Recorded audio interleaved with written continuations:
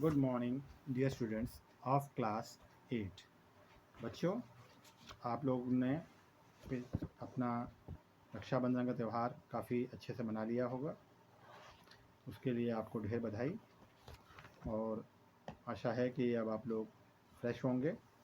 और मैं आप लोगों से पिछली बार मैंने एक लेसन था आफ्टर 20 ईयर्स, उसके बारे में आपको समझाया था और क्वेश्चन आंसर्स एक्सरसाइज के बारे में बताया था। आज बच्चों हम उस सेकंड चैप्टर पे चलेंगे, अर्थात उसका सेकंड पार्ट आफ्टर 20 ईयर्स का। हमने बच्चों पिछले भाग में देखा था कि किस प्रकार दो फ्रेंड्स एक वचन देते हैं, वादा करते हैं 20 साल बाद एक मुलाकात करने का, जिसमें से एक फ्रेंड वहाँ आया होता है मिलने के लिए। उसी समय एक पुलिस वाला उससे पूछताछ करता है और उसके आगे घटनाएं क्या होती है ये मैं आपको नेक्स्ट चैप्टर में रीडिंग करके समझा रहा हूँ। ध्यान से सुने आप लोग। By this time it was raining hard and the wind was blowing in wild gusts। अर्थात उस समय तक जब बातें करते करते एक समय ऐसा भी आया कि जब बरसात तेज हो गई और जो आंधी थी या हवा थी वो तेज रूप में चलने लगी। The few people who had to be out in such a bad weather hurried along with their bent heads।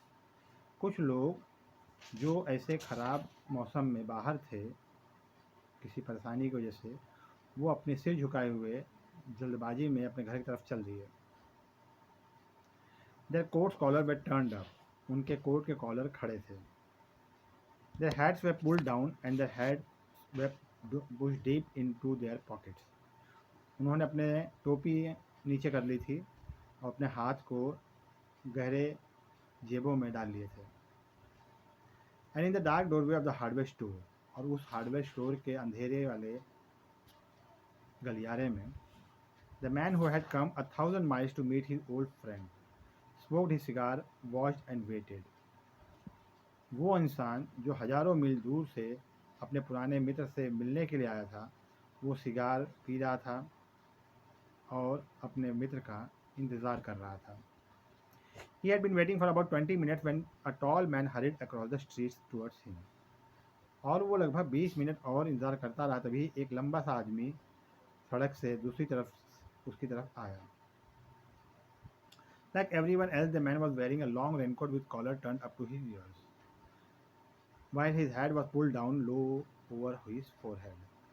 और हर आदमी जैसे वहाँ उस समय था, वो आदमी भी एक लंबा सा रेनकोट पहने हुए था जिसे कॉलर उठे हुए थे उसके कानों तक, और उसने एक टोपी पहनी हुई थी जो कि उसके माथे पर नीचे झुकी हुई थी।